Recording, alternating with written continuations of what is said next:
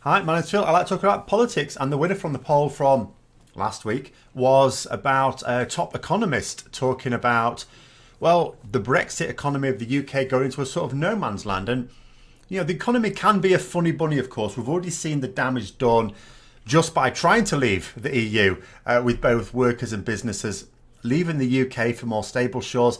The start of 2019 has seen higher growth than you might think should be the case if we're in a period of economic gloom.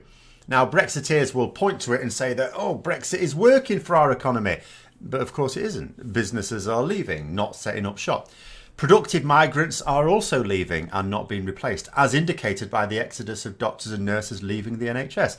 Of course, many of these facts are kept from easy public view because the government lies about them. They lie about unemployment figures, investment in the NHS. They even made me choke on my lunch today when Theresa May tried to say that it's only the Conservatives who invest in the NHS and Labour are always making cuts in it when they're in government. It's like, what? Really? How deluded you have to be to actually believe that? But, as with Donald Trump's bizarre statements across the pond, rabble-rousing politicians in the UK know that they aren't trying to convince rational, critically thinking people. There are enough of the population who never check facts or even think through what they're being told to elect them. So they carry on doing it. So why has growth picked up in the last few months if it's all doom and gloom? Well, it's because everyone is so scared witless of a no-deal Brexit. Companies have been spending a fortune on stockpiling. There are distribution companies that have had to be spending millions on warehouses specifically to be able to do this. They know that they're going to take a loss in the long run, but it's the only way of being able to keep their businesses open. Even some people have been doing the same things. There's homes across the countries filled to the rafters with tins and bog paper.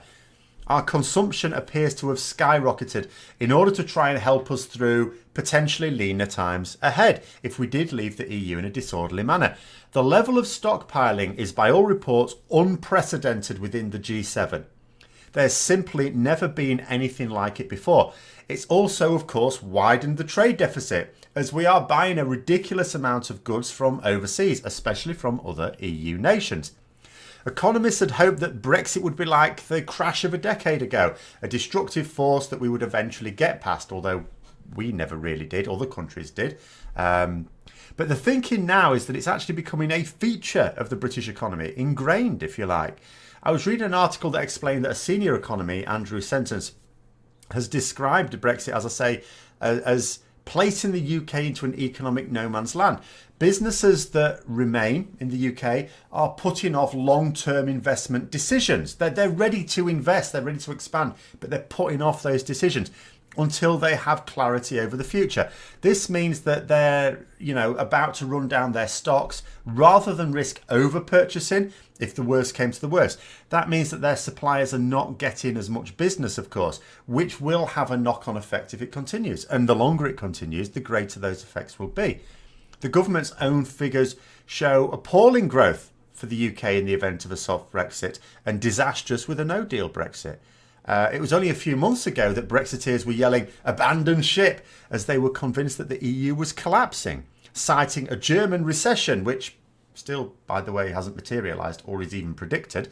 And it's also as if recessions weren't really common occurrence in all economies.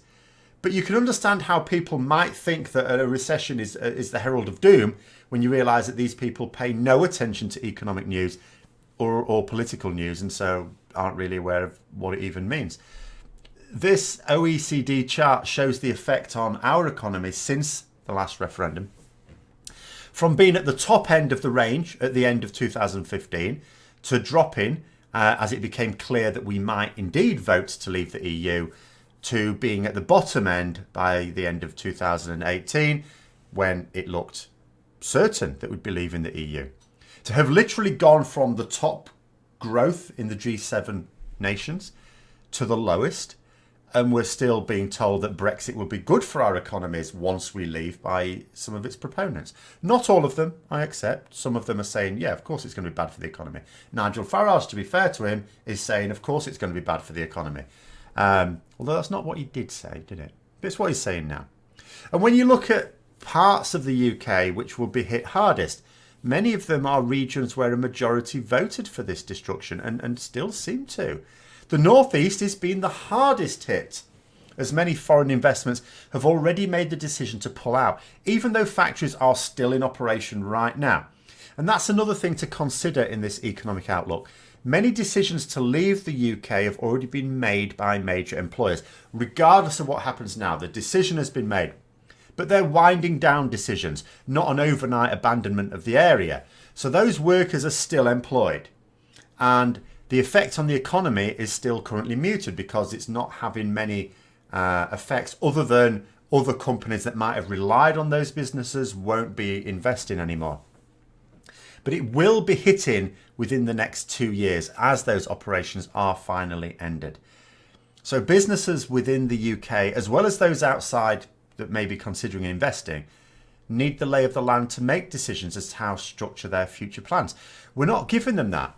Nobody knows whether we will be in or out of the EU at the end of the 2019. No idea. We don't know whether we'll be in or out even by the end of 2020 or 2030, come to that. If we do leave, we don't know whether it will be with a close trading relationship or with a complete break.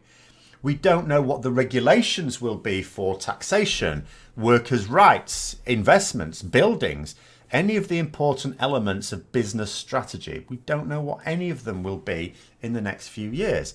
And companies, when they're investing for the long term. So, like Mr. Senton said, no man's land. We've become a highly unstable, unpredictable land for investors. Even if we appear to come to a decision, even that won't really give clarity because it will be by such a close margin that another government could easily come in and change it completely. This is why economists are saying that we're going to struggle in the very long term. It's gone beyond the folly of simply thinking that the world has remained as it was before we joined the EC and we could just make all these marvellous trade agreements. This is fundamental uncertainty for anyone who wants to build or expand a business in the UK. The landscape makes it more akin to gambling than investing. So anyway, I hope you found that video interesting. If you did, don't forget to click the like button, subscribe for further content, check out a new poll, which has got a variety of topics on it as well, which will hopefully be done a little bit more quickly this time. Until next time, I'll see you later.